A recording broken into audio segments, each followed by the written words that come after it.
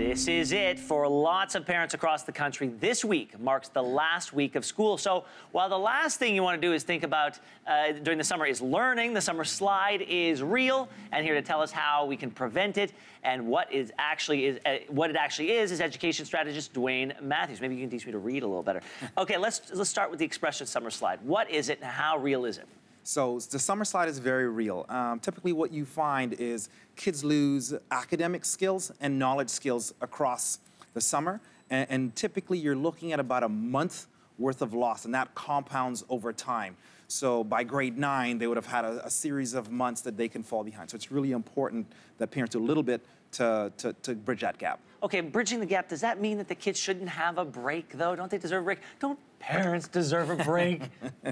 So, you know what? I think, yes, I think parents deserve a break, kids deserve a break, but we're not talking about a full day. We're talking about a short bit of time every day, like just like a 10-minute reminder, warm up. I know that some parents could go a lot further and deeper in, but a little short little tweak is great. Okay, well, you've got some activities to help us sort of get over this slide, stimulate small minds. Let's start with the first one, the digital scavenger hunt. So this is fantastic. A few years ago, there was a Pokemon craze that came about, but there are a lot of sites where you can actually create these digital scavenger hunts outside. So you can have hunts, you can have missions, you can actually go to museums. If you're traveling, you can do tourist events, and it really stimulates reading and writing and critical thinking because you have to find all these different things all around the world and all around the planet, all around your neighborhood. It's fantastic. Could you do them specific to the town that you live in? Yes, yes. You can create a scavenger hunt in your house, just outside on your street, around your city. A lot of different ways. It's a lot of fun to do with kids. All right, I like it. All right, next one, flashcards. Now, I know what those were when I grew up. I suspect these are a little different than the ones I grew up with.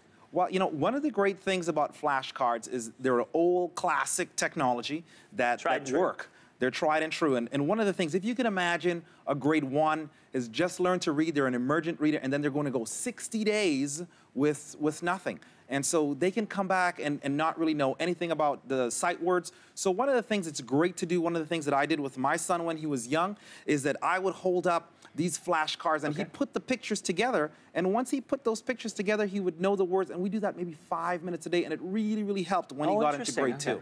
So you could even leave these for the kids. They could do them in the morning at breakfast while they're starting their day. Yeah, and I would just put them on the ground, and he would just come in and start putting them together. I like that. And eventually, so it wouldn't really feel like reading, but he would be reading. Okay, next, it seems like a no-brainer, but it's pretty useful. Reading. Reading is a big one. I remember...